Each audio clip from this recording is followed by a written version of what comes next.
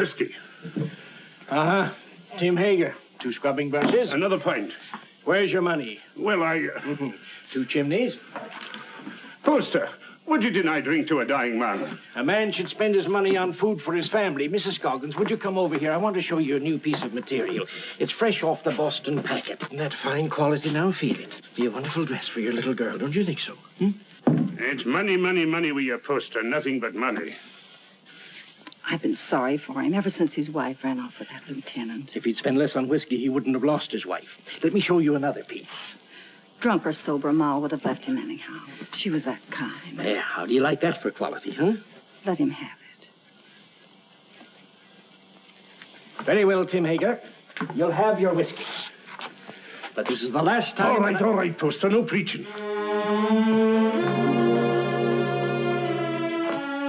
It's his little girl I feel sorry for. Poor little Jenny Hager. Faster, faster! Can't you swim any faster?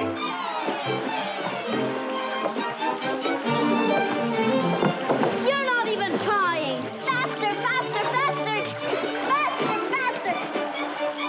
Come on, faster!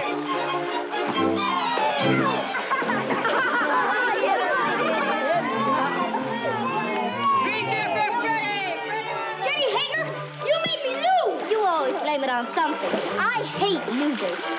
You're scared of the water. I can't swim. You'll never learn till you get out in deep water. But I'm gonna go.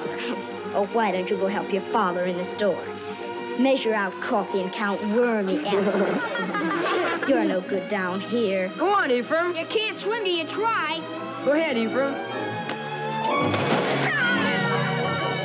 He'll drown. I'm scared. Let's pull him out. No. No. He's scared to death.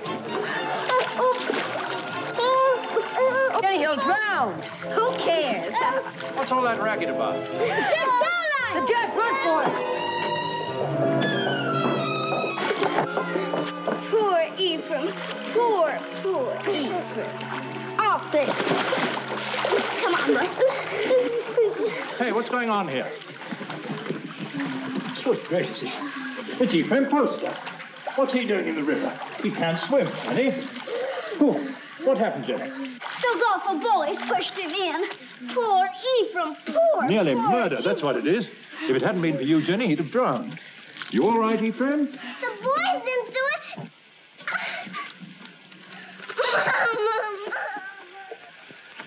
There we are.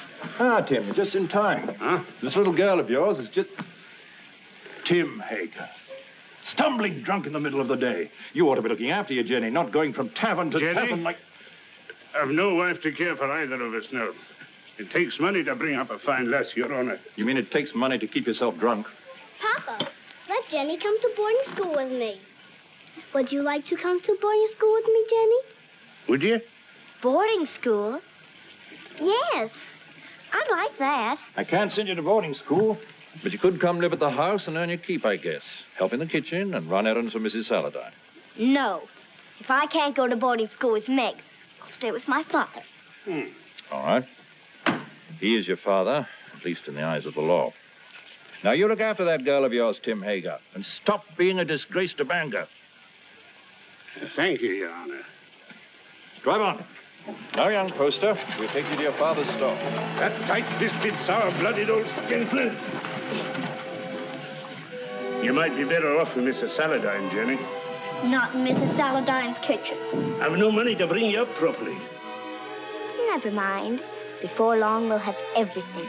Houses and carriages, horses and kitchen maids. All those things, my lass, you're a wee bit young. Just as soon as I grow up, we'll have everything we want. Because I'm going to be beautiful. Empty. Beautiful.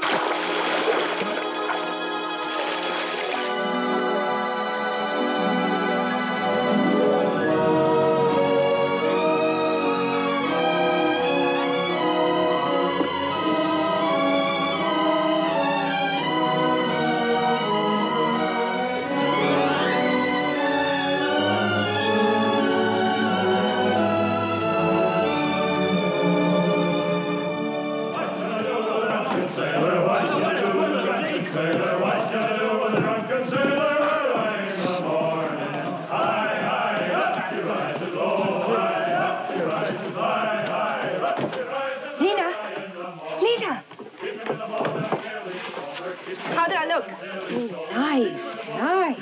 Enough ribbon? Not for me, but the real ladies have different ideas. Oh, get some more color in your cheeks. And bite your lips whenever no one's looking. Men love red lips. Let's go down and meet the packet.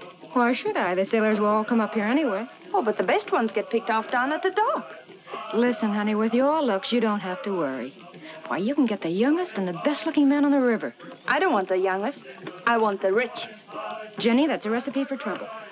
Don't worry about me. I can handle trouble. I know you can.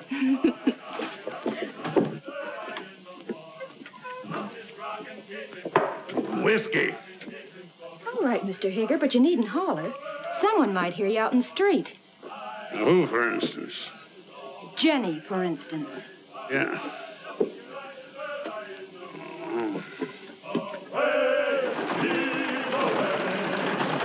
Put some life into those men. Come on. Heave. Away. Heave. Yo-ho. Heave. Away. Heave. Yo-ho. Well, Jenny, come down to see the cargo? It's exciting. Well, we get used to it after a time. I suppose I import more stuff than any other man in the state of Maine. How many vessels do you think I own, counting the lumber barges? 56. Who told you? Somebody? Here, have some tea. Got a handkerchief? Oh, I don't need one. Take a good handful of it there. It's a present.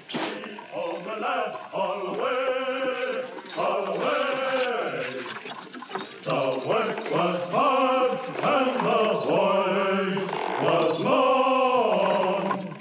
The seas were high and the gales were strong. So heave ho, my lads, from Holloway to Devon. The sails are filled, our work is done. Yo ho! I heard the skipper say, "Leave her, Johnny, leave her. Tomorrow you'll get your pay." Most people think it's easy to get to be a rich man. And believe me, it's hard. Why, when I first came to this town over 30 years ago, with nothing but a peddler's pack on my back, Hey, you! You! Get away from that girl! Hey, you! Wait!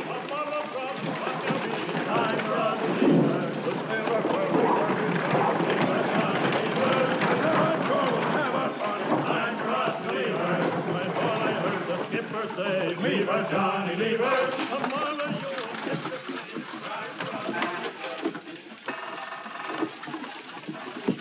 Well, I was just saying to myself, I bet my good old friend Tim Hager is sitting right this very minute in the Purple Whale and wouldn't mind passing the time of day with me. Lena? What do you want?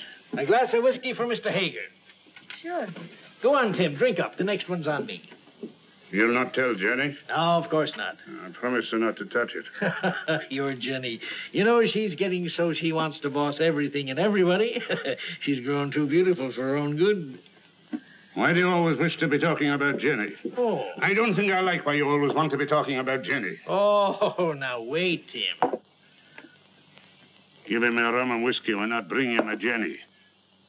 I know what you're up to. I? Oh, why, I'm just a dried-up old herring. She's too young and beautiful. So's your lad. And you sent him to Cambridge to keep him away from her. Ephraim? Why, he's too shy and scared of her. She's full of spirit. She's for somebody like that first mate. What first mate? Why, What first mate? why, Lewis. Why, first aboard the Gadfly. He's as handsome as the old Nick, that boy. When I saw him and your Jenny walking away just now, I said to myself, there's a youngster who knows his way about with the women. Where you going? Home.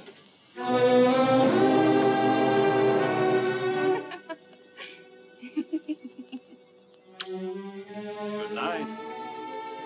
Oh, once I loved a pretty girl that I called Jenny mine.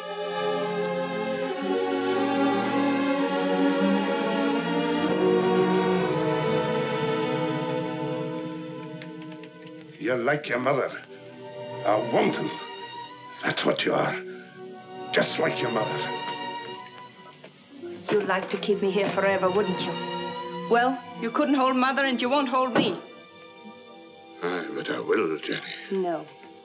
This isn't the life I was born for. Men like me. And it's the men who have the money in this world. When a proper man comes along. You'll take him walking in the dark and kill him, most likely. I know you don't want any man ever to look at me. But they do. You lead them on, Jenny. It's so easy for you to turn a man's head. Not with you at my elbow all the time. There have been dozens of proper men ready to take me out of this trap. But will you ever let me go?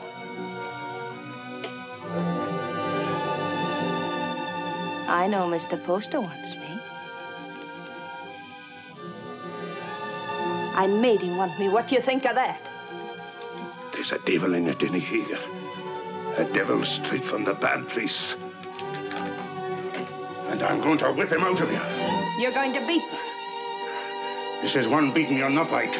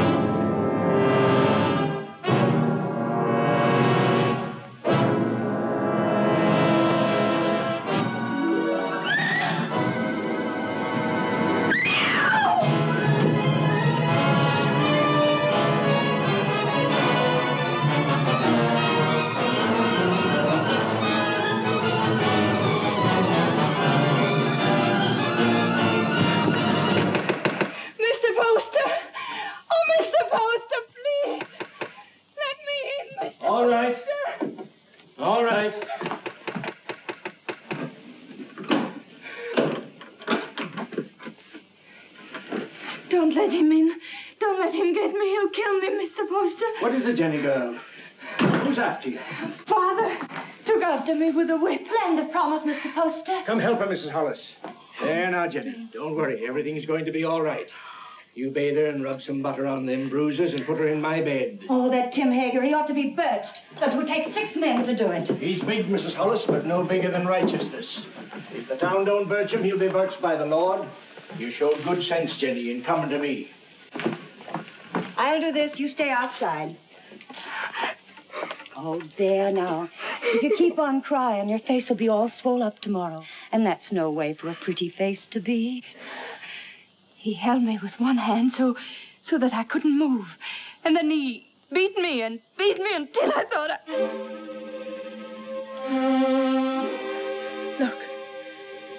Look at my back. Oh, I can't go back there.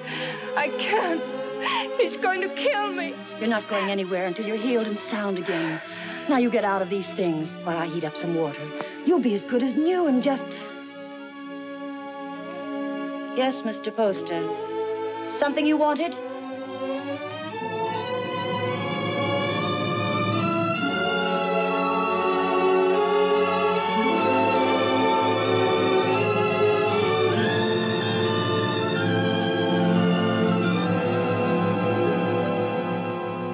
Drove her out into the night like a dog that wouldn't obey. Reverend, it's the rum that does it.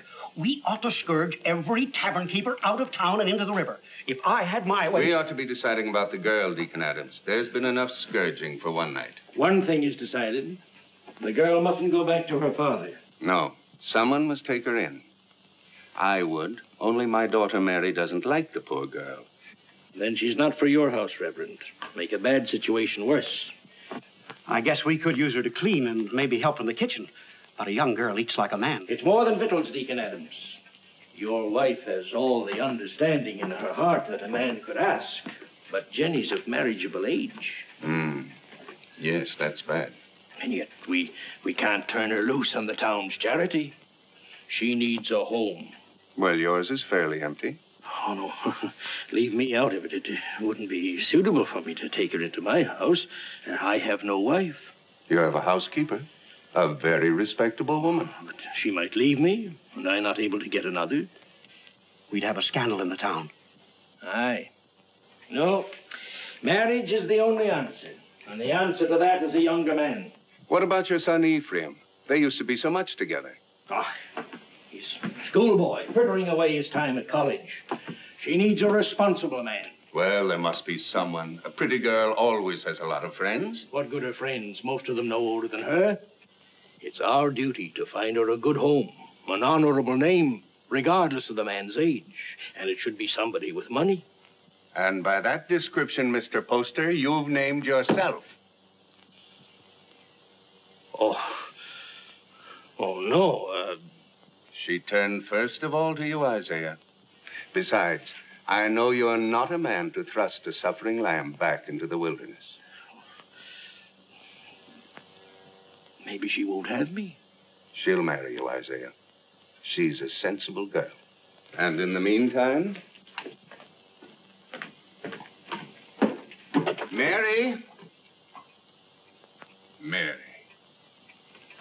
Bring me one of your dresses. Anything, only not too expensive. I'd be good to you, Jenny, if you married me. Like a father. A good father. And he ought to know how with a son your age. You can go back to sleep now, Mrs. Hollis.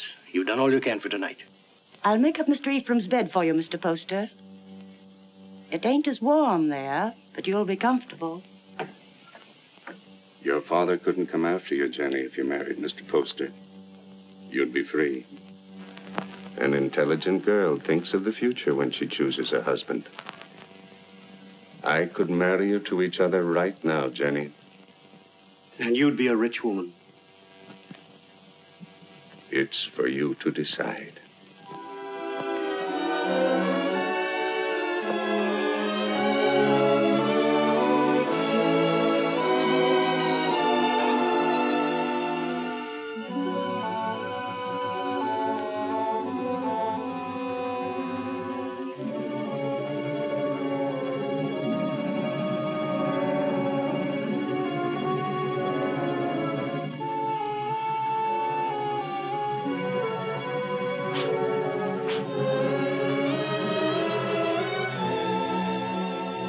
And when my father died, I turned to the only friend I had, Mr. Poster. He was very kind, taking me into his home and giving you a nice young mother. Think of all that means, Ephraim. You must learn to say yes, ma'am, like a proper son, because I shall demand obedience and love. And if you refuse, my dear son, I shall punish you by not kissing you goodnight. Now, Ephraim, do come home and see what a fine parent I can be. I do think families should be close, don't you? Jenny. Why, Meg Saladine, come in. Oh, if you're busy, Jenny, I can... No, don't go away. I was just ordering something from Boston. Something to brighten up the house. How nice. Mr. Poster's a very lucky man. This has been a very lonely house for him. Oh, I'm going to make a lot of changes. Meg. Yes? Will you help me? Of course, Jenny, of course. The water glass always here. And the wine glass here. And, oh, Jenny, you'll have to get rings for the napkins. Now, the biggest plate here.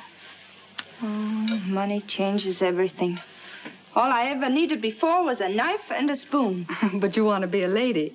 Give dinner parties and entertain your husband's friends. I'm sure Cleopatra never bothered about napkin rings. She didn't live in Bangkok. Oh, that wouldn't have stopped her. It wasn't by knowing how to set a table that Cleopatra got along. Oh, Jenny. Every time I say something true about men and women, you say Jenny. Why does a proper lady have to be embarrassed about plain talk? It isn't honest, and it makes old maids. Doesn't anyone here care about church? Judge Saladine and Mr. Poster are waiting outside, and I am in the ladies' choir. Didn't apply to me, that remark about old maids. I've already met my very special gentleman. He's not anyone in Bangor. His name's John Everett. He's Wood's boss for her husband, and he's a very educated man. Is he young? A little older than I am. Good looking? He's beautiful.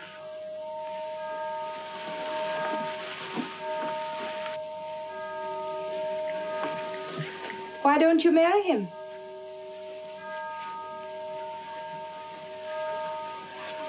He won't. He has no money. Oh, that's nonsense. Does he love you? Yes. And you love him? Then make him marry you. Oh, Jenny, I wish I knew how. He's not like the others. He thinks things out. I'd know how.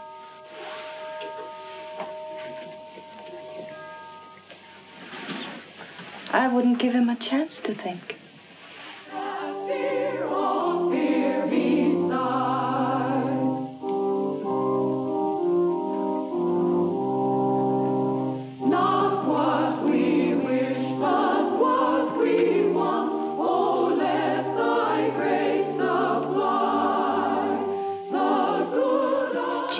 Hager.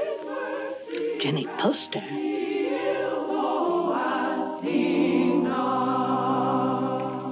Before me sit the wealthiest families in Bangor. I've seen them before in the privacy of their homes and in their offices. When I came to them to ask for money to enlarge this church, they gave me not enough to erect a temple of branches on a hillside. And so again today, in the house of God, as they sit here with their consciences, I ask them now to pledge funds to enlarge this church. I cannot ask of the poor, but I can ask the wealthy. And the poor shall know the names of those who do not give. Mr. Poster.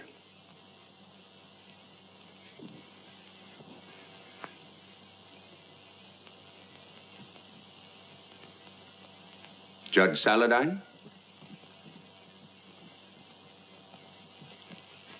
Mr. Burroughs? Mr. Bailey? Mr. Clayton? This is intolerable. If you have no feeling for your fellow men, at least take some interest in the welfare of your own children. Grog shops and low houses cover every inch of our waterfront. Our wealth is poured into Devil's Half-Acre. And our young men, your sons, have nowhere else to go. Give me a bigger church, and I'll keep them here. Will no one pledge to the church more than just enough to save his face? Mr. and Mrs. Isaiah Poster will contribute $1,000.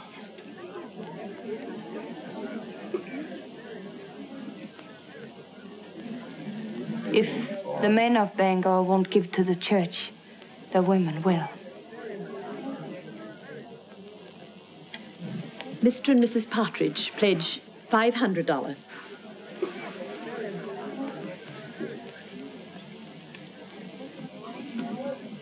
Judge Saladine will pledge $1,000. Jenny, I want you to go on working for the church. A church can endure only upon deeds and not lip service. I'd say her lips had done you enough service. $1,000. If you think I've so much money, you ought to... Stop it, Isaiah. You're the luckiest man in Bangor. Oh, Mrs. Poster, I'm so glad to see the younger members taking an interest in the church, and I must apologize for not calling on you directly after you were married. That was a wonderful contribution, Jenny. He's a wonderful husband to let me make it. Good morning. Good day, Reverend. Good day, Reverend. Good morning. Good morning.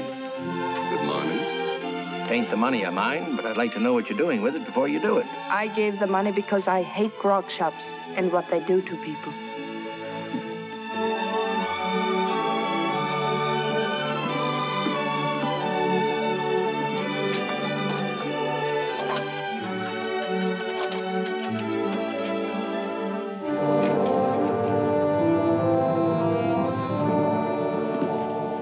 How are you, Father? Hello, Mother. My name's still Jenny.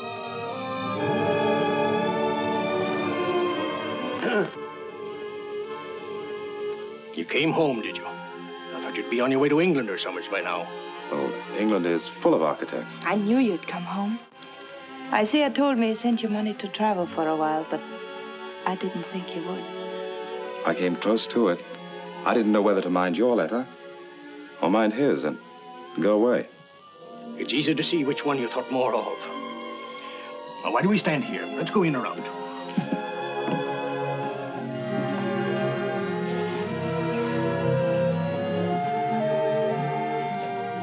And let me do the writing to my son. Mr. Ephraim. My Mr. Ephraim. Why, you've grown as much as you ever will, haven't you? Oh, I'm stunted. They don't know how to bake an apple pie in Cambridge. You'll have one every day if only you'll stay here. He'll stay.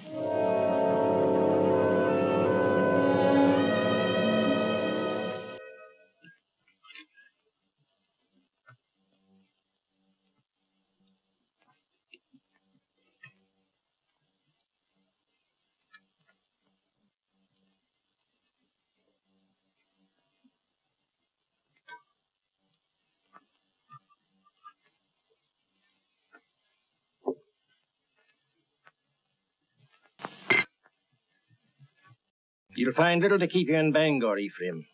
After your fine ways in Cambridge, you'll be hard to please in this town. I thought I'd come home and go to work, sir. Work? Yes. What's your time worth to anybody? What did you ever do but waste it? It wasn't wasted. He's an architect. And a good one, too. How do you know? The same way you know he ain't. You heed my advice and you'll go someplace more suitable to a gentleman. Bangor's a boom town. Loud, rough. Growing faster than law and order. Takes a strong, stubborn man to make his way here. We need gentlemen, too. For what? To tell you the kind of bonnets and doodads the Boston ladies are wearing? Yes. A young man of fashion would be very popular in Bangor.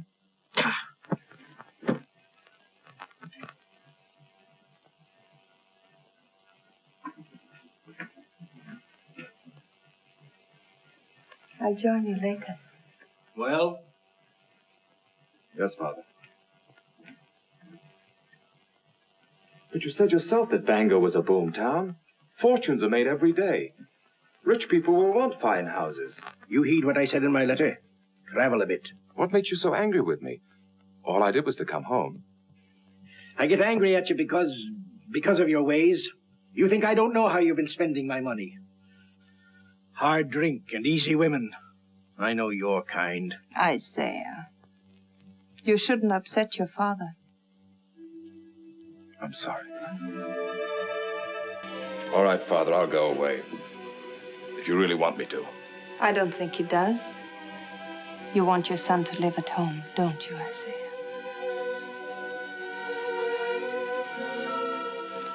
I've got a headache from all this talk. I'll lock up. It's time we all got some sleep.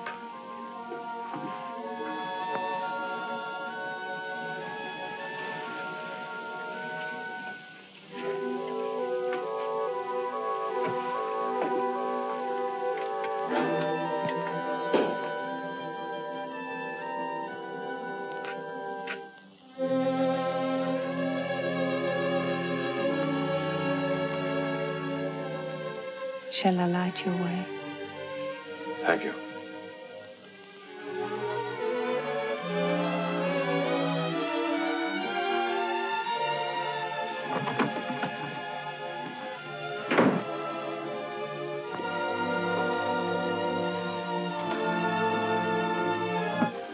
It's been a long time, Ephraim, hasn't it? A long time, a lot of changes. Did you really like that kind of woman?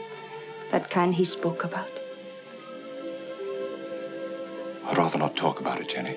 I used to see them near our house before I came here.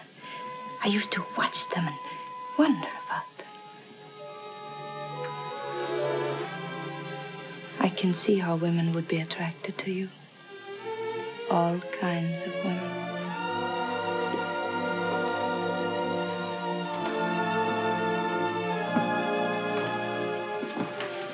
Good night, Ephraim.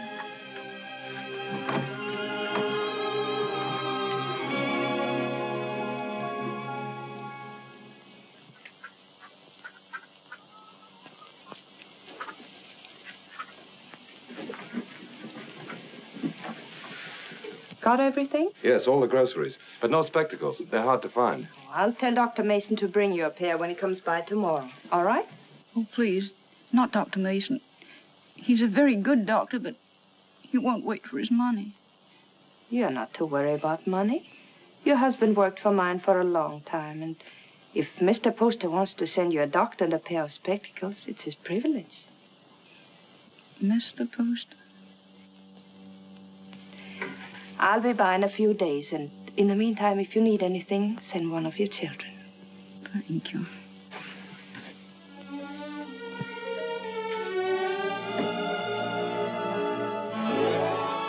That's the way to hold your place in the town, Ephraim. And the people love you for it, Jenny. And I do want my husband and my son to be proud of me. Well, I wanted to see how you spend your days. Thanks for showing me. You've grown, Jenny. My father's wife's a great lady. I think behind Mrs. Isaiah Poster, you'll still find Jenny Hager. You remember Jenny Hager? Oh, that little ruffian? Oh, she pushed me in the river right here. That isn't true. The others pushed you in. I pulled you out. Oh, that's right, you did. Of course I did. Didn't we always stick together? Ephraim and Jenny, side by side against the world. Oh, we had good times here, didn't we? Better than we knew. Shall I tell you something? I always think of this as our place, yours and mine. This is where we first thought we were in love.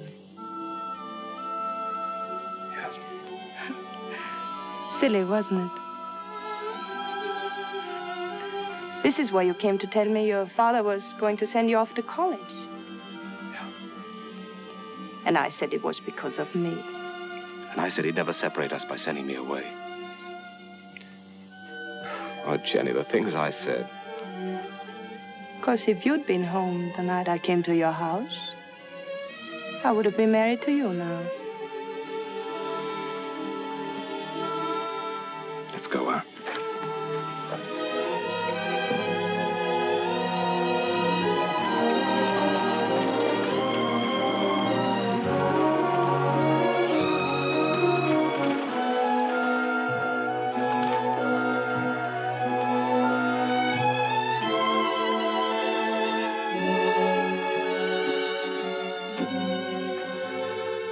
Come into the store and wait on me the way you used to.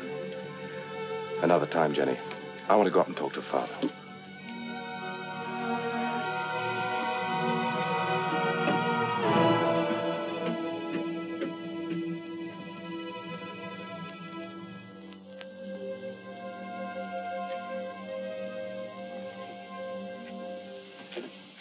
Hello, Father. Be with you.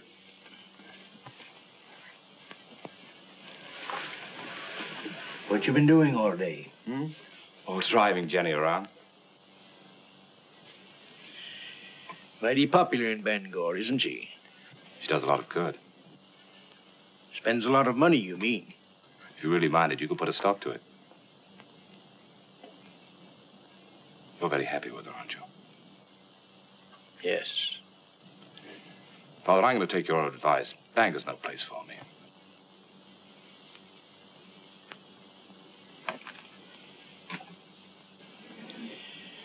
When will you be leaving?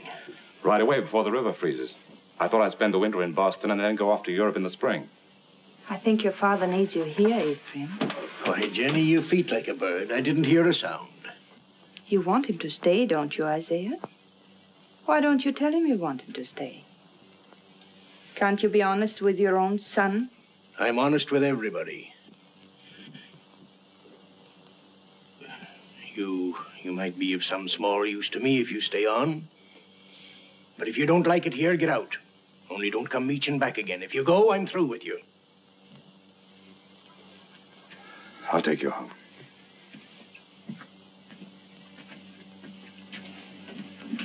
Don't work too hard, Isaiah.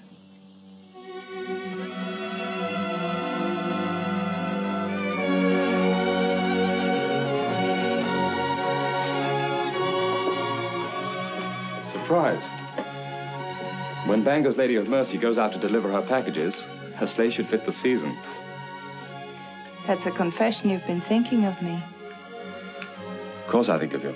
Yet you've been avoiding me. Careful. Paint. Put it down.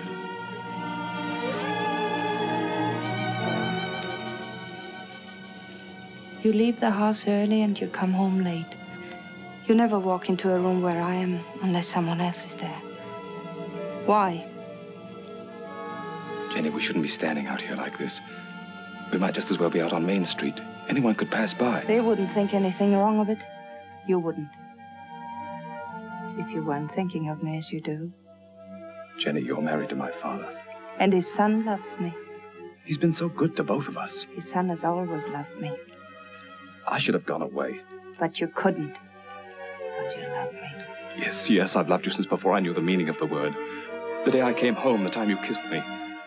The moment I said I'd stay here, I've loved you and loved you and loved you. Jenny! Jenny!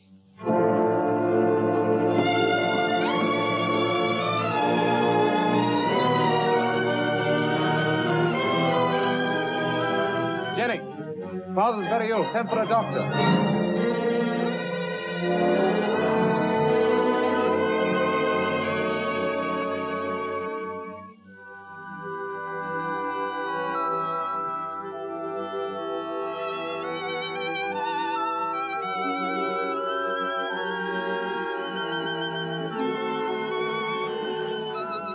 Jenny. Yes, Isaiah, I'm here.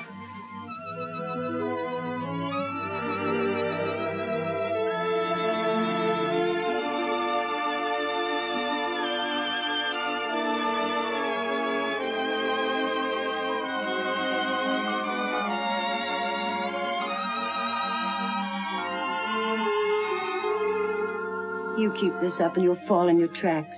Go to bed, child. Get some rest. No, I'm strong. Stronger than you think. I'll be all right.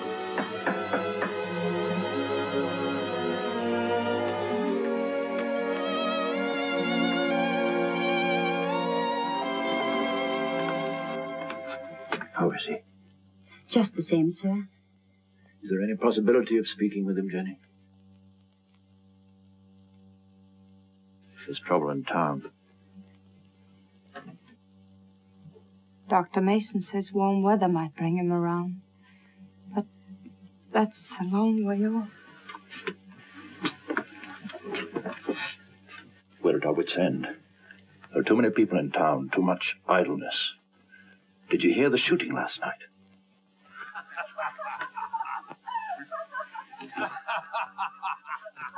That's the sort of thing we're up against. Lumberjacks coming to town between jobs with rum and women on their minds. He told us 2 years ago we should have a police force. We should have listened to him. Well, Jenny, take care of yourself. Meg sends you on love.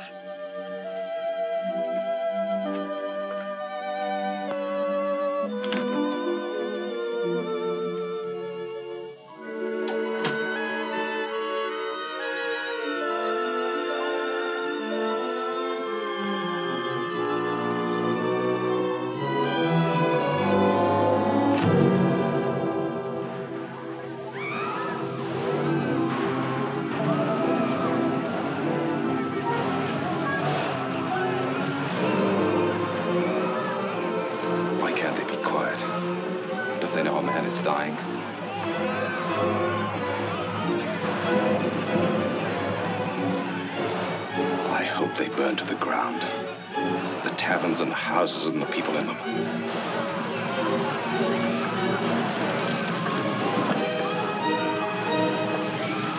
Judge Saladin.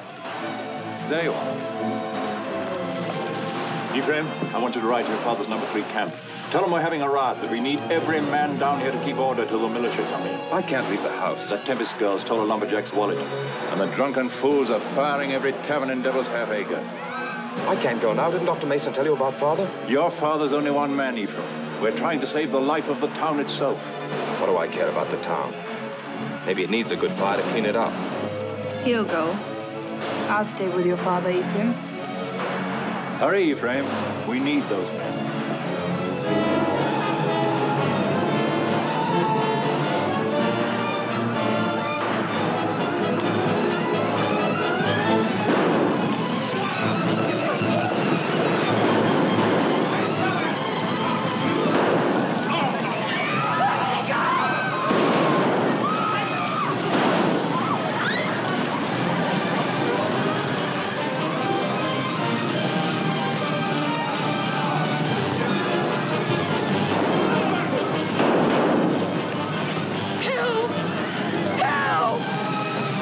Jenny! Jenny! Let me go! Let me go! Help!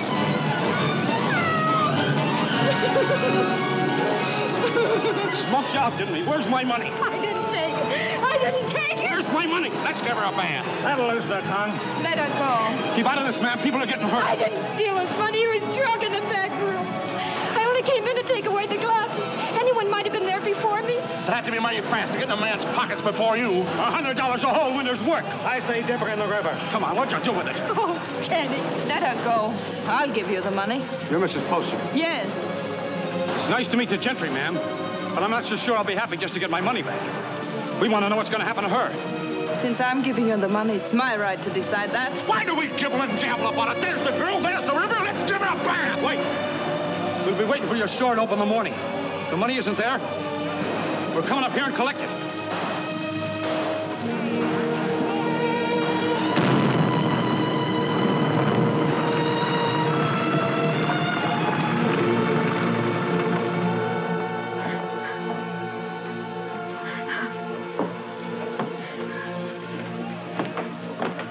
They're crazy with drink, Jenny. Burning and shooting and stabbing. I didn't take that money. Why, the town's so full of thieves and pickpockets, it could have been anyone. They were going to tar and feather me. And I hid upstairs under the rafters. They burned the place to the ground.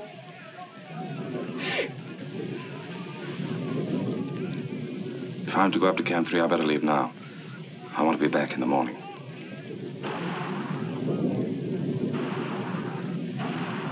Oh, Jenny, what am I going to do now? No place to live, no place to go. It isn't right, Jenny, to be smoked out in the streets like an animal. I don't want you to worry about it, Lena. I want you to rest. Lena, do you remember the house I used to live in? Well, I want you to stay here for the night, and tomorrow you move in there. Won't cost you a cent, and if anyone should bother you, you come to me. Oh, you're good, Jenny. That's why you come up in the world. That's what I tell everybody about you.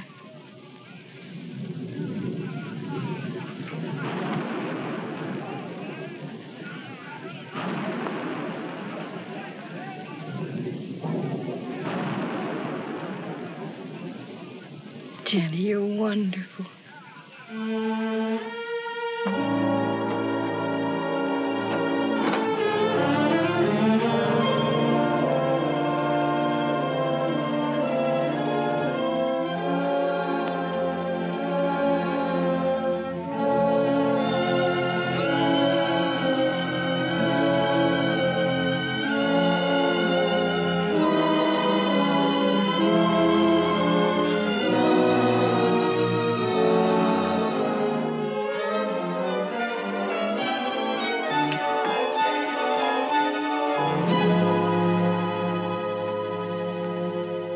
Are you going to take the carriage or the brown mare?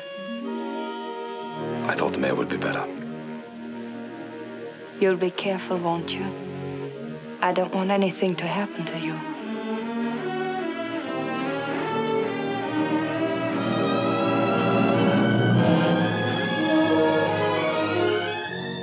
Mrs. Poster? Oh, Mrs. Poster?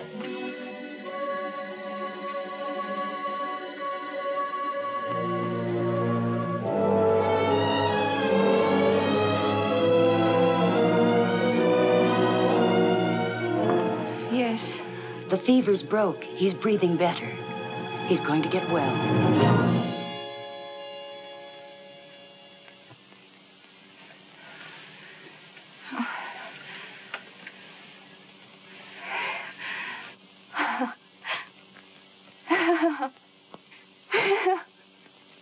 Jenny, my poor child. You've been so brave. But you mustn't break down now. You mustn't.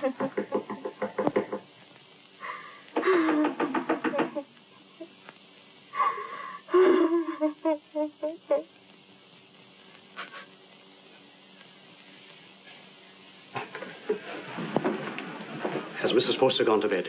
Does she ever go to bed, the poor child, nursing and tending her husband? Tell her to come to the Saladine house. The girl will need her. What's the matter? Judge Saladine got into the fight. Hurt? Dead.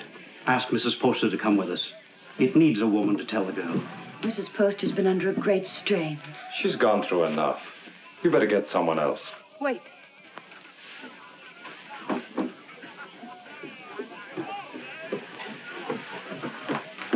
Pack my things and send them to the Saladin house. I'll be spending the night with Meg.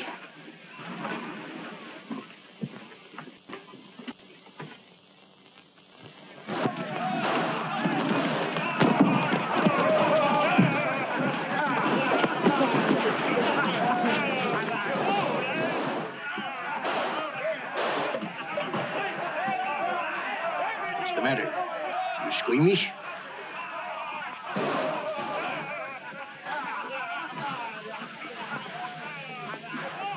They're still fighting. Can't someone ask for permission to bury the dead? I did. So we all sit about and wait for the liquor barrels to run dry. The loafers and drunkards have taken over the town. And for 3 days, a man like Judge Henry Saladin can't be carried to his resting place. There's a fine victory for rum. Don't talk like a fool. When those woodsmen come in from the timber, they want some excitement after the winter's work. You take away their pleasures, they'll go to work in another part of the country. Which only proves that we've got to have a police force, some sort of city government, that's all. You've been too tolerant a man, Isaiah Poster. Too interested in lining your pocket. When my lumberjacks come down from the hills, they'll patrol the town till we get him decently buried. Why don't you lie down for a while? You worried about me, Jenny? That you'd found out what kind of a tough old tamarack you'd married.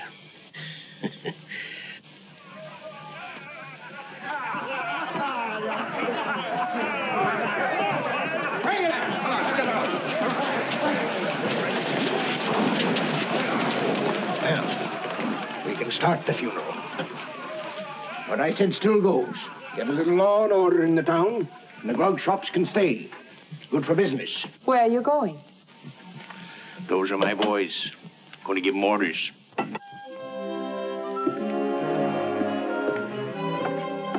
Look.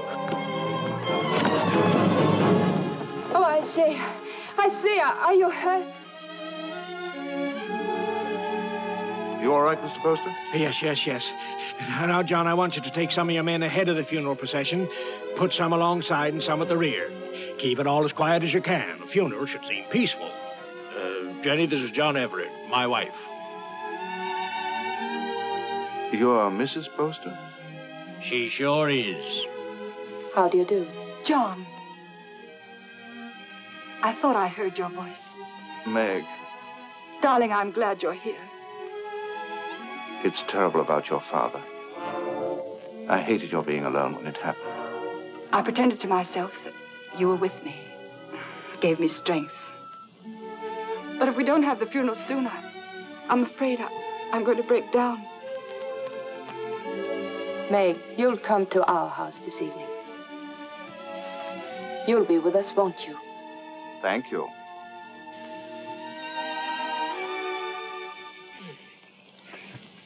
No, those aren't my after-dinner pills. These are from my spleen.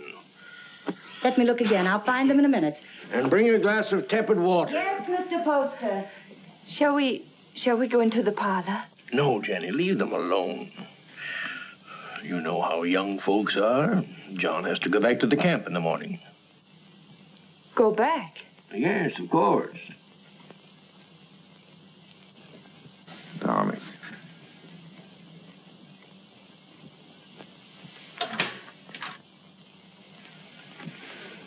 Our lovebirds have closed the door.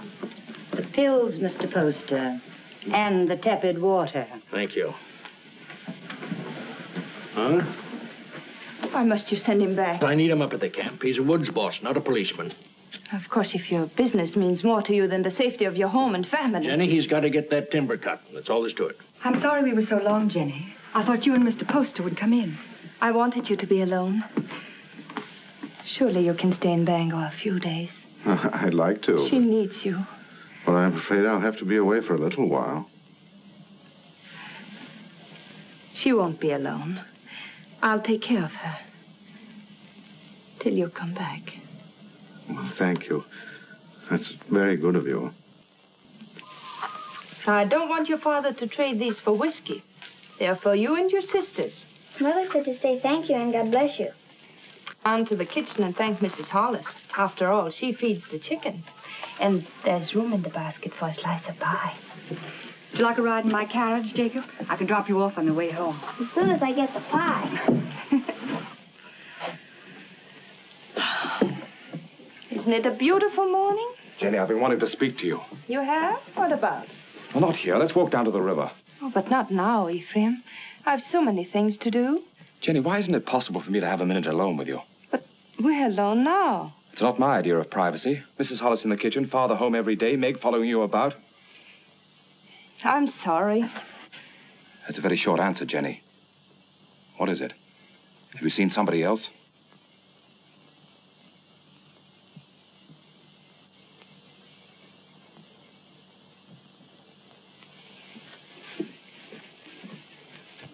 They stole nearly 10,000 feet of first-run pine. Where? Upper Big Bend. And there's not a trace of who did it. Mr. Poster, unless you get the law to step in, there won't be a choice tree left in that whole section. Law. I own that land, and I'll make my own laws. I've got to make a trip up to the hill countries. Timber pirates. I want you to come with me. Me? It's time you saw what pine on the stump looks like. It's my business, and you ought to learn it. Come along, I'll get you something to eat. Thank you, sir.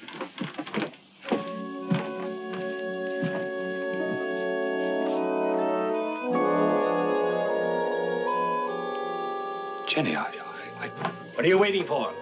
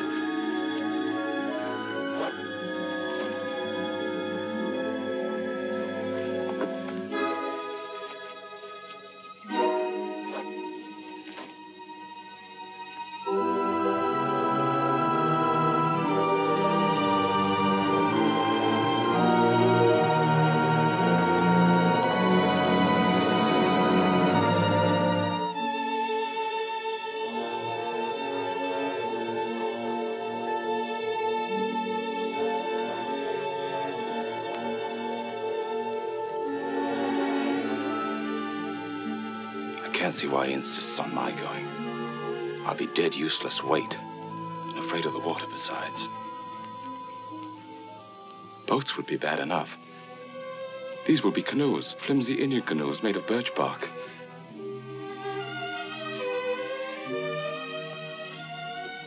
Jenny, I can't admit to him that I'm frightened. Tell him not to take me along or not to go at all. I told him I wasn't cut out for that sort of life, that I'd be more of a burden than a help. But he's so stubborn, Jenny. How long must he live, Ephraim?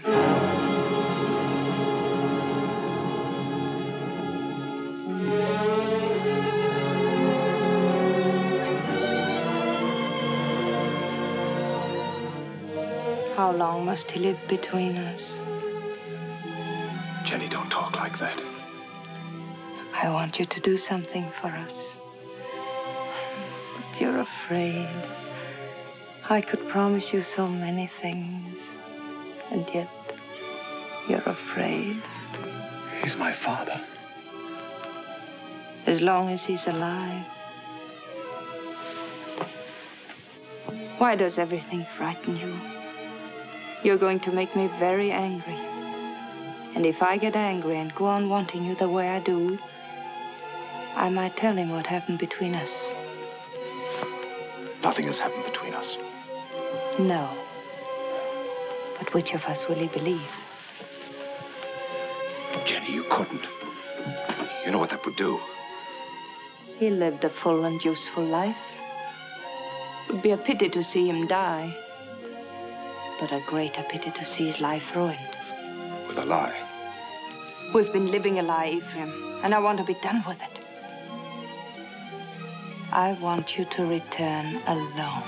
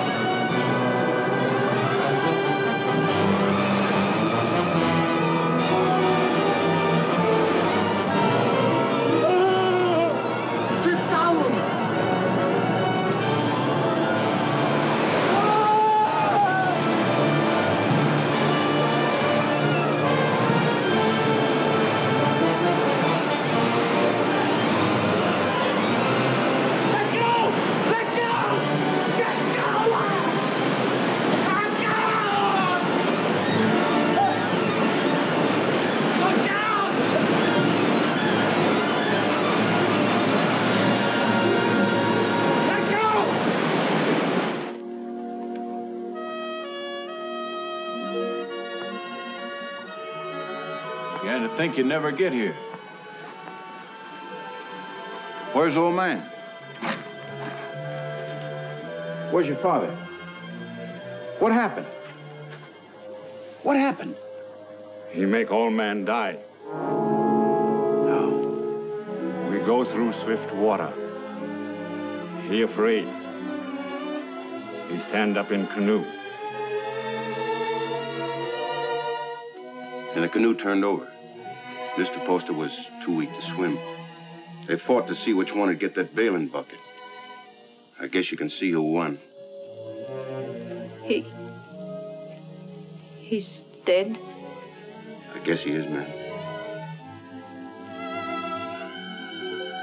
Where's his body? Must have settled in the quiet water further down. I'm sorry, but we hunted all we could. I'm sure you did. That's the whole of it. Except what Mr. Poster here can tell you. If they hear of anything, they'll let you know. Thank you. Jenny, believe me, it wasn't my fault. I was afraid. You know how afraid I am of the water. You can't come into this house, you wretched coward. You killed your father.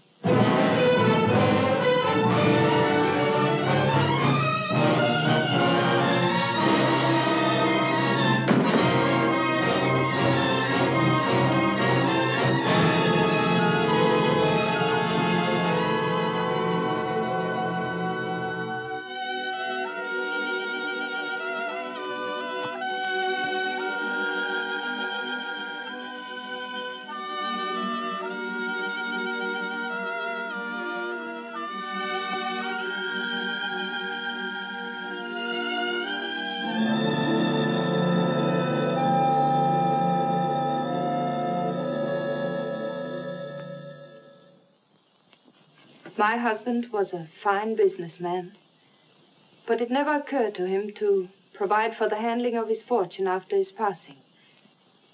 Well, there'll be no cold, unfriendly bang telling my woods bosses what to do. No disrespect intended, Mrs. Poster, but it's a man's world we live in up in the woods, and we don't rightly see how a woman fits in. Duncan's right. Right, man. You'll go right on living in your world without interference.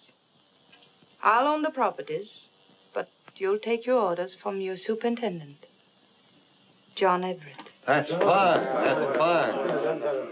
That's a great honor, Mrs. Poster, but My husband would have selected you, so I'll do it in his place.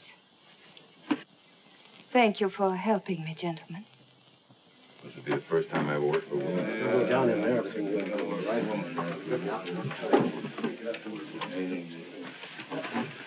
Until this meeting, I thought I was very much alone in this world. Mr. Poster was a fine man. It'll be an honor working for his lady. We won't give you any trouble, Mrs. Poster. Good day, ma'am.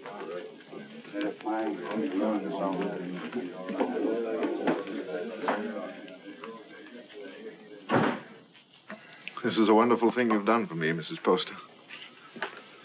Have you any objections to working for a woman? Well, that depends on the woman. It'll be like managing a kingdom. Mr. Poster used to think of whole townships as other men think of acres. It really is a kingdom he built up. It's too bad. Too bad there's no heir to take the throne. Yes. Poor Ephraim.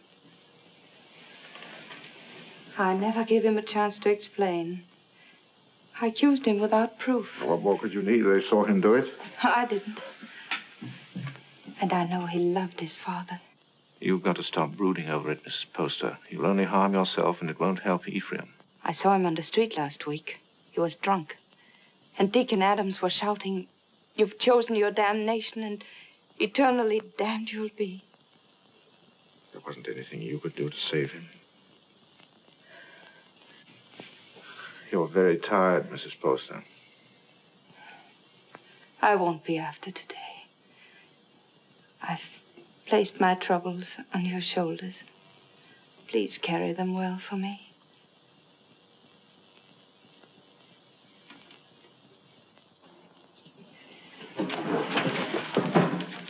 Meg, Jenny spent all morning getting them in order. Don't, Meg. You'll only mix them up more. I was only trying to help. Oh, I'm sorry. I didn't mean to shout. You're tired.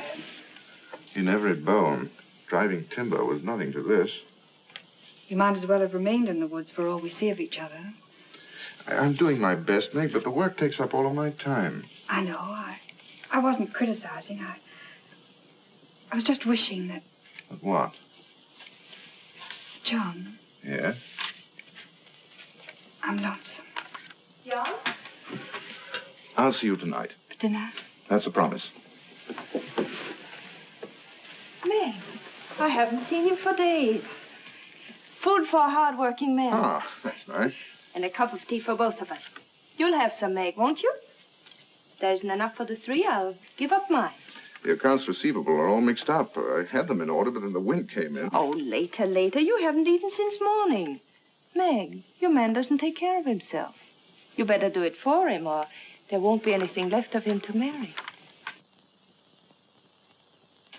John, there's a rumor that a company's being formed to build steamboats. Is that going to affect us? Not while water freezes, because then steam's no better than sails. But steam trains, Jenny. Just think. There'll be one to Old Town, and one maybe to Holton, and definitely one coming this way from Augusta. And we can load our wood right on our own trains and get into market weeks before the ice breaks. We'll outsmart everyone in the business. There'll be no stopping us once we get started. Jenny, you'll be the richest woman in New England. Then we'll have to make you the richest man.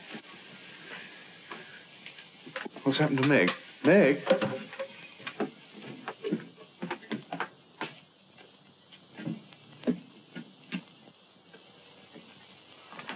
I ought to be kicked all the way up and down Main Street for the way I treat her. She's more understanding than you think. I'll be with the Temperance League all afternoon, so if there's anything important you want to discuss with me now... Nothing that can't wait. It's Mrs. Hollis in the store. Tearing it apart? No, she wants me to drive her home. Working again tonight? I'm having dinner with Meg. Good. Take better care of her, John. You do neglect her. Goodbye. Bye.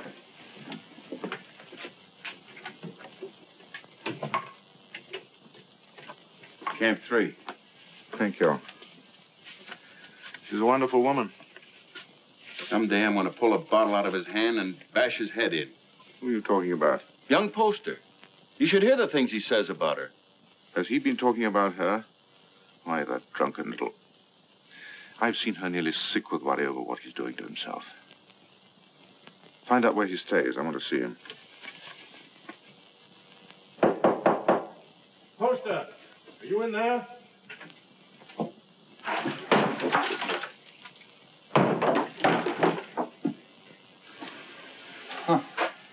I must be making trouble. Much more than you're worth. I'm worth very little. What happens to me now? Did you beat me up yourself or some of the boys outside? Come in. Drinks for everybody. No witnesses. I had witnesses when I killed my father. That made her very angry. When did you last eat? Other. I like it. She hasn't got you hooked already, has she? You'll kill yourself drinking all this stuff without any food inside you. Come on, let's get something to eat. You're doing me out of my dinner.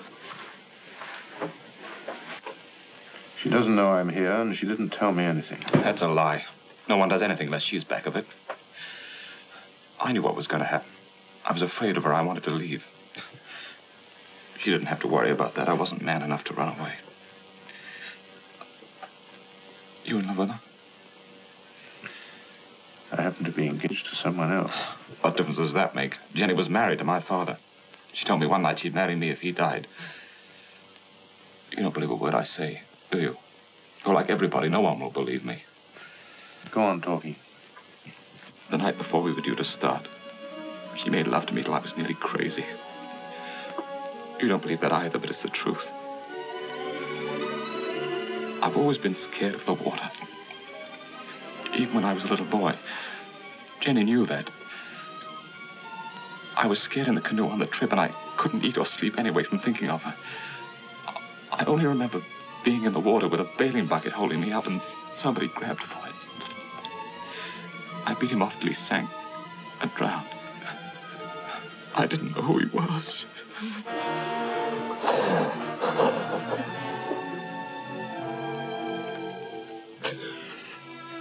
She's so rotten. You've got to believe me. She's not even a human being. Maybe I did know who he was. I guess I did. She'd put the thought in my heart. And if I hadn't done it then, I know I would have later.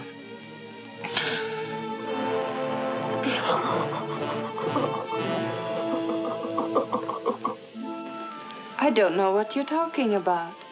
You didn't make him love you? But of course I did. He was my husband's son. I wanted him to love me. That isn't what he meant. Was he sober when he told you that? Jenny, don't you think I know when a man is lying? Before he talks very much more, you better prove that you had nothing to do with him. Prove? To whom?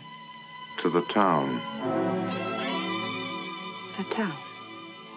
Is that what you want? Come back with me to his shack. I want you to face him. Now. But... the rain. You know what happens to the roads in the rain? Yes. They get very muddy. But they don't change their direction. Good night. Oh, no. It isn't that I'm afraid. You mustn't believe him. Please. All right. I'll go.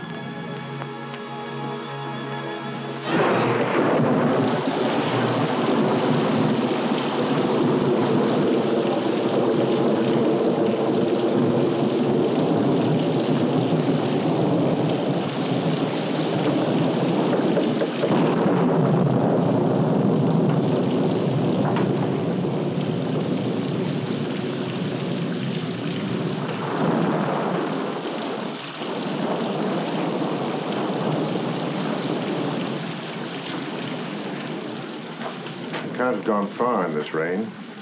We'll wait for him. I'll put the horses in the shed if you'll light the way.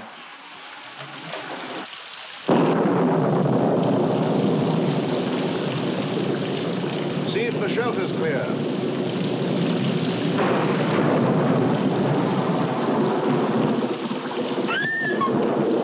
What's the matter, Jenny?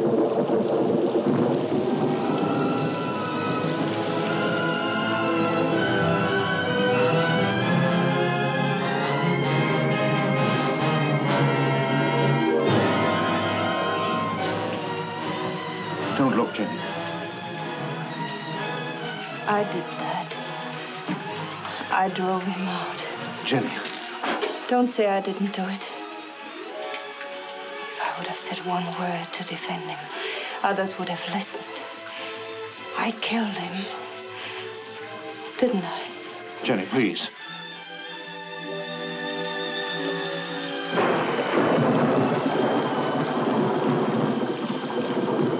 Go inside and sit down. You're shaking.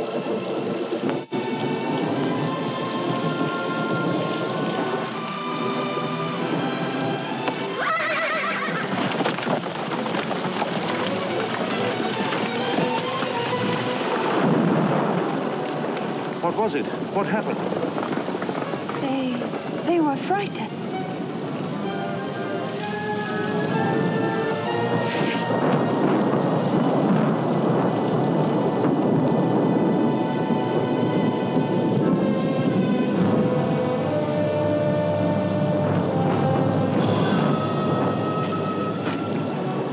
We're 10 miles from town, and we'll have to walk.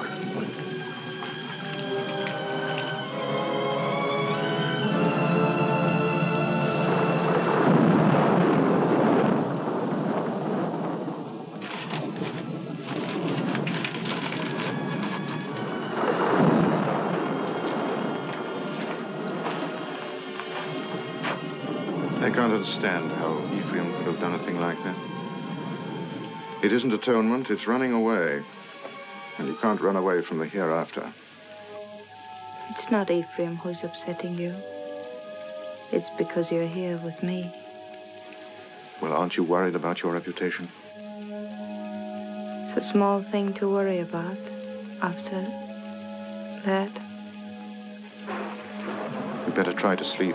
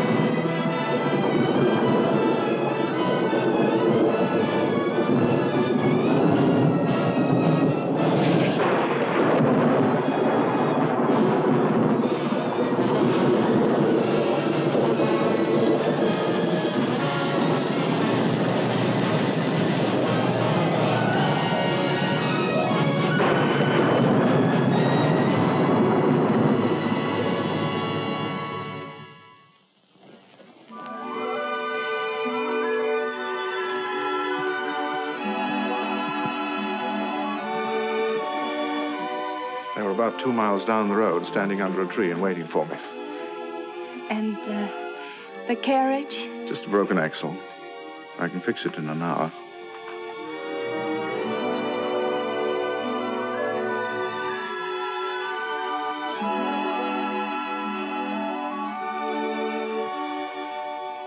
Jenny, what about Meg? She won't try to hold you. I know, but to stand up to her and tell her that I love someone else. You won't tell her. A big, clumsy thing like you. It's a woman's job. Oh, no. But she's a friend of mine. I can make her understand. I'll tell her myself. But, John... I'll tell her myself, Jenny.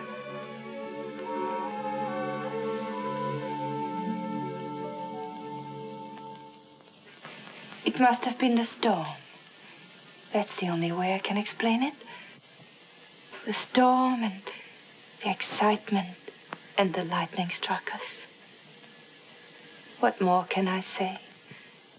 It's nice that we're such friends. Makes it easy to talk this over. There's nothing to talk about. I love him. But if you still want him, he's yours. You know that. You know I'd give him back to you if you asked me to. I suppose I'm a fool. Why? I should have realized that when he said he loved me, he must have said the same thing to you just the day before. No, he didn't. He never said those words to me. I thought it was because he was shy.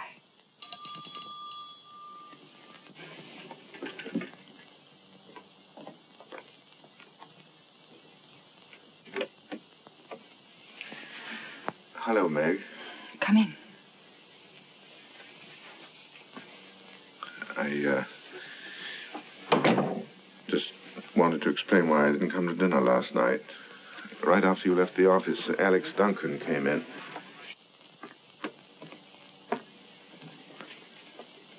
Jenny, I told you I wanted to explain this to her myself.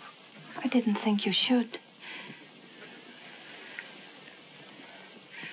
I'll be waiting for you outside.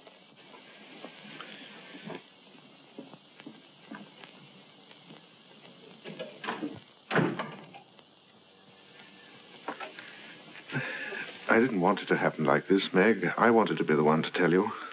I don't see what difference it would make. the same story, isn't it? I suppose so. When will you be married? Right away? In Bangor? I don't know. Jenny will take care of the details. I saw this happening a long time ago. There was nothing I could do about it. She's waiting for you.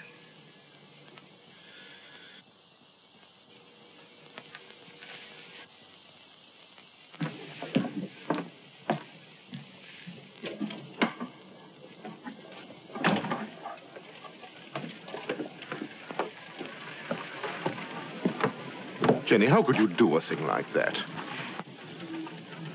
I thought if you came here alone, you wouldn't come back to me.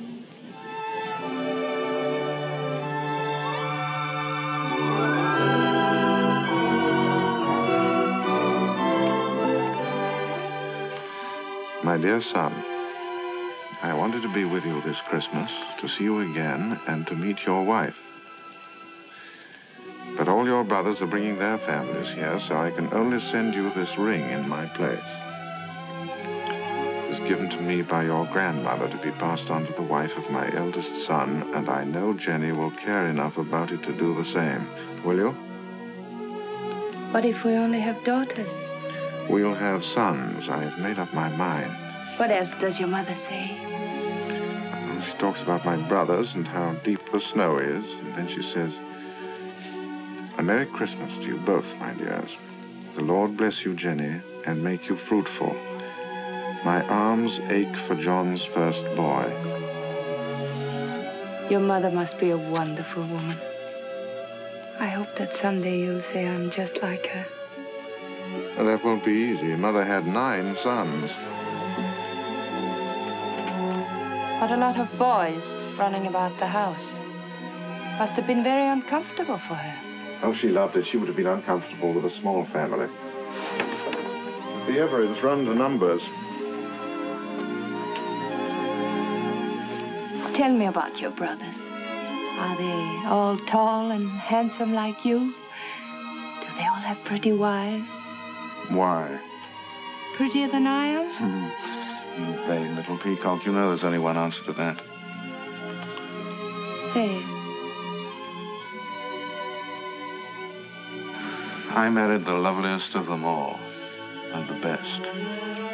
Say, I love you. I love you. Say, we don't need anyone else, ever. Anyone at all. No one.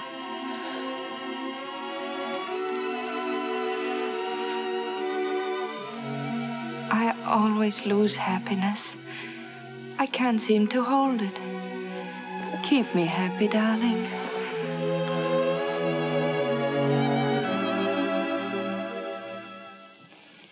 There's no reason why this should happen to you. No reason why it should happen to any woman. Quite often, nature seems to fumble, Mrs. Everett, and doesn't make a person complete. We can't even hope in a year or 2 or ever. Not in my opinion. Of course, you're free to consult with another doctor. I can give you the name of a very fine one in Boston, and I know of another in Philadelphia. I believe you. You mustn't decide, my dear, that the future's altogether dark and empty. You can adopt a child, you know. It should give some release to your normal womanly emotions. I want a child of my own. You won't talk to my husband, will you? I'll tell him myself when I think it's the right time. Of course. You see, he wants children. He's very fond of them.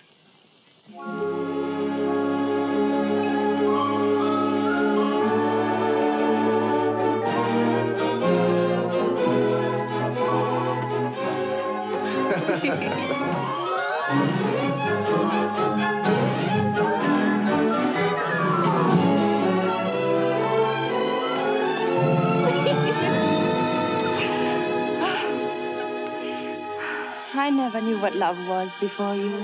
I know now I was never married to Isaiah at all. Jenny, I want you to forget Isaiah.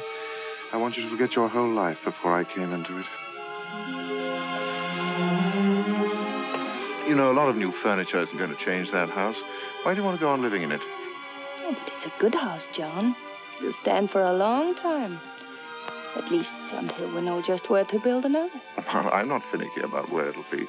I just think you want to go on living in that old tomb. What do you say, Jenny? Should we start building our own house? But that is our house. Belongs to Isaiah Poster. Let him keep it. Oh, but he's dead and he left it to me. Belongs to him and his son, and it's full to the roof with sorrows. I want to get out of it. I want new rooms and more of them. And for the sake of our children, I want light and air. There are enough rooms now. Which isn't the right house, Jenny. It's too close to Devil's Half Acre. It isn't the place to bring up children.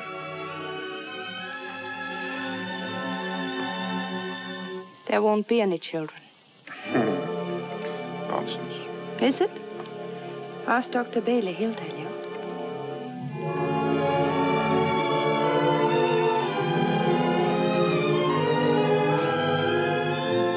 Seems there are some things we haven't talked about. When did you learn this?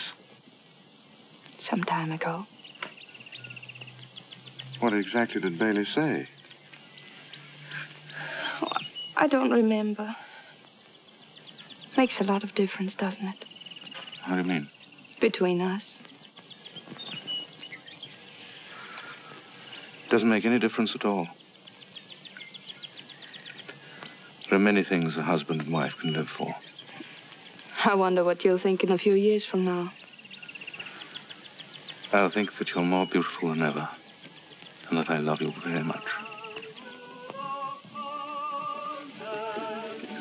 Oh, look. There's Lincoln Pentridge. He's a great man. He has special powers.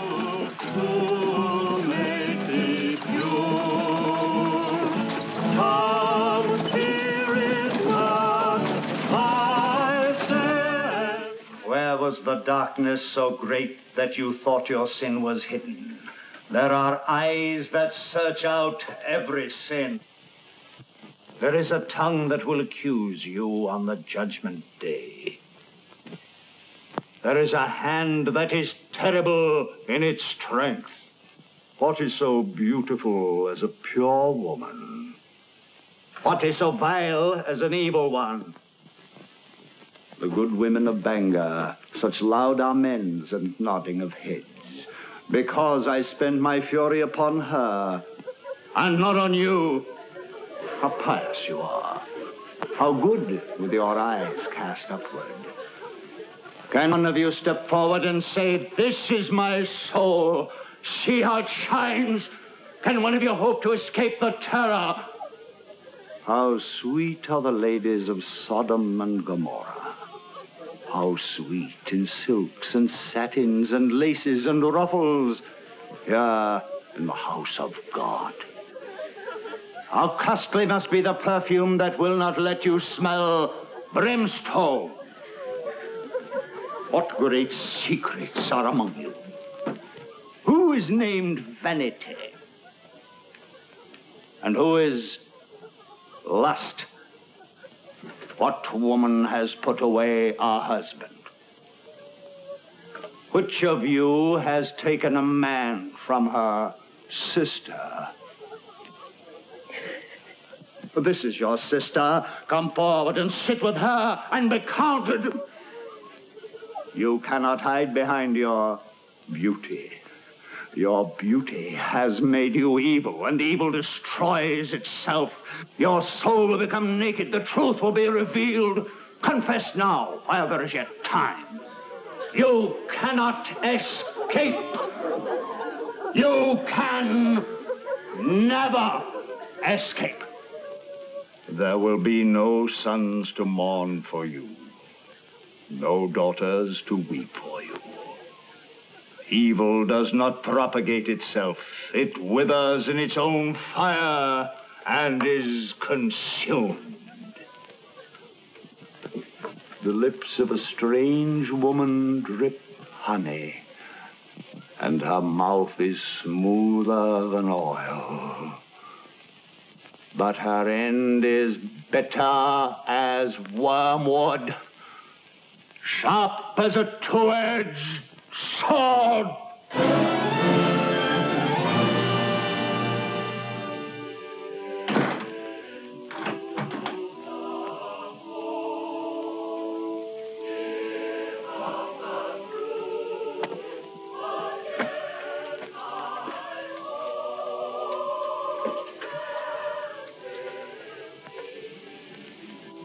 What's the matter, Jenny? I want light. It's so dark. Why do you go to those meetings? It's not like ordinary church going. You come home exhausted and afraid. He was talking to me. Straight to me. I mean, what is it? The pit he talks about isn't down below, it's up here. I don't know why I listen to him. He tries to trap people. Tries to make them admit things that aren't true. He's not any better than the people he talks about.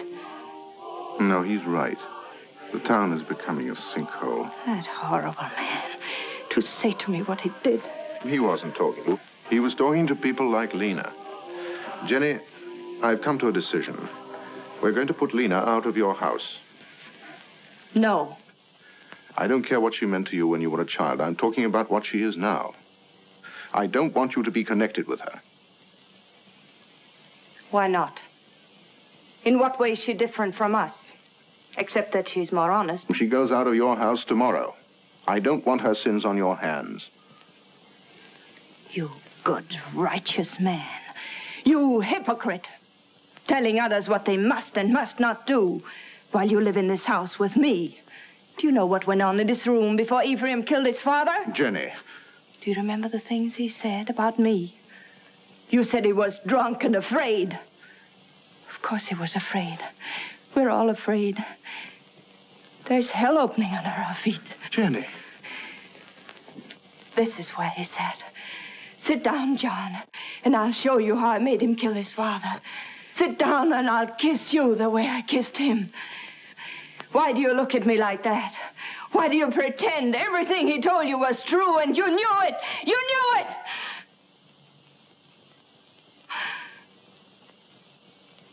Oh, I don't know what I'm saying.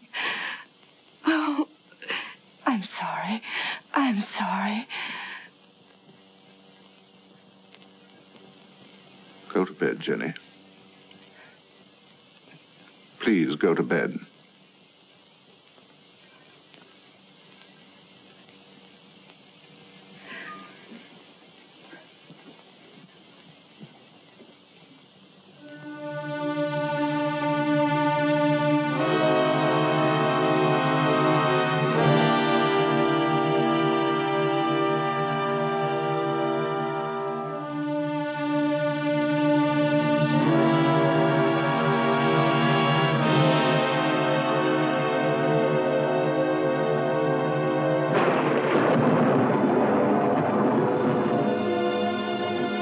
John, is Mrs. Hollis back from church?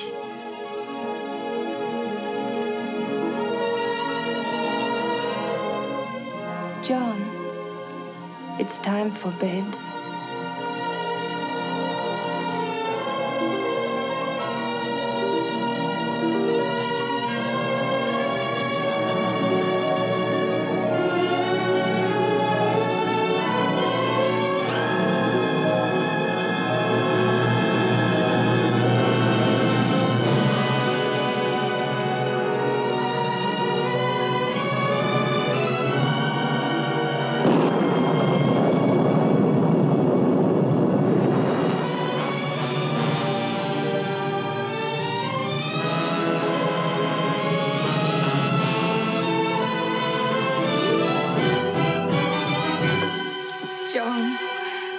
Forget what I said. You know I couldn't have done it. I never believed it. I tried not to believe it. Because you love me. You still do. Yes. Darling, don't be unhappy. We know each other now, and that's good. There'll be no more misunderstandings, no more quarrels. Oh, darling, there'll be just the two of us. No, there won't. There'll be 3. There'll always be Ephraim.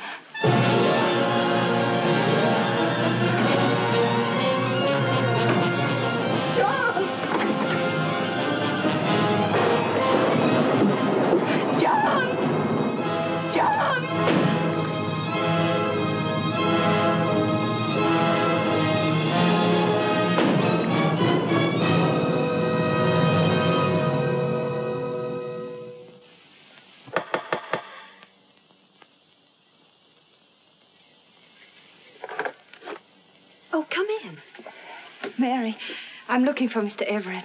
I thought he might be with Reverend Thatcher. Father isn't here right now, but if you'd like to wait... Oh, no, thank you. I have no time.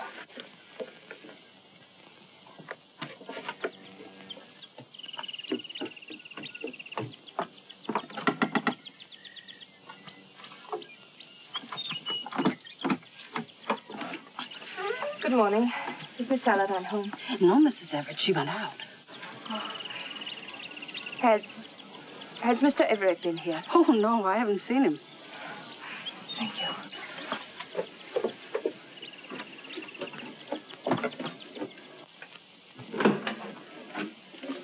Oh, I thought it was Mr. Everett. Do you know where he is? He didn't come in here, ma'am. I slept here last night on account of the rain, and you're the first one in. Mr. Everett tells me you're sending a school teacher up to every camp with more than 2 families. That's a handsome thing to do, ma'am. I guess you're mighty fond of children. Duncan, who did sleep here last night? Was it you or Mr. Everett? Ma'am, I told you. Oh, that's just another one he has. He sometimes... He wore this hat when he brought me home from church last night. And he wore it again when he went out for a walk. Now, why aren't you supposed to tell me where he is? You put me in an awful fix, ma'am. I promised him... Duncan, he isn't well. Couldn't you see that? What good is a promise to a sick man when it keeps his wife from helping him? Is that the trouble with him? I kind of thought he looked funny around the eyes. Where is he? Well, I'm not telling you, mind you, but that'd be the wrong kind of hat to wear up in the pine country. Where in the pine country? Fire watcher's cabin. Indian Hill. When will he be back? I don't know. 2, 3 days, I guess. Said he wanted to go up there and think a while. Oh, I got a loose mouth. That's my trouble. Makes 2 people I told where he is. Who is the other? Miss Saladin. Miss Saladin? Came in here about an hour ago and dug it out of me just like you did. Said she saw him last night alone. Acted like something was wrong. Next time he trusts me with anything, it'll... It was very good of you to come up here, Meg. But there's really nothing you can do to help me. No one can help me but myself. My whole life with Jenny has been the act of running away. I ran away from the woods where I belong. And again, I ran away from the truth when Ephraim tried to tell it to me. I forced myself not to believe him. I understand. If you had, you never would have married Jenny. No. But this time, I'm not running away. Right or wrong, my place is with Jenny. I love her, and I'm going back to her. John, I'm glad. Because I believe that her love for you has made her as good as everyone always thought she was. Shall we go now?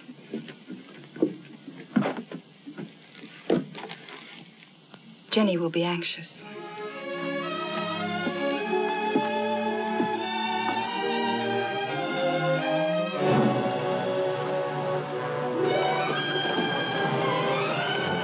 It's Jenny.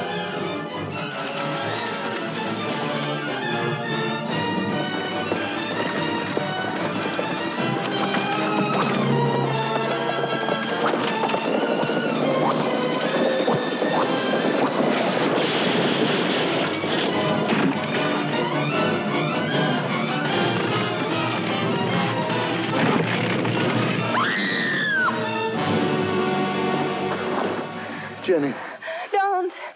Don't move me. John. Don't talk now. Meg! Hurry up and get a doctor. Camp 3. I saw you with Meg, and I know. I tried to hurt you. I wanted to hurt you. Don't, Jenny. Lie still. You don't know how I loved you so much. I'm afraid. Oh, John, where will they bury me? Jenny, don't talk about dying. Don't let them bury me with Poster. Or Ephraim, don't let them. Jenny, you're going to be all right. There'll be a doctor along, and we'll take you home. I know. They'll bury me with Ephraim. They'll bury me in that house with Ephraim. Jenny, darling, listen to me. Nothing's going to happen to you. Not now or ever. As long as I'm with you. And I'll always be with you. I never went away. You do love me. I love you more than ever. I wanted so many things. I wanted the whole world. But it was really only you. Jenny. Jenny.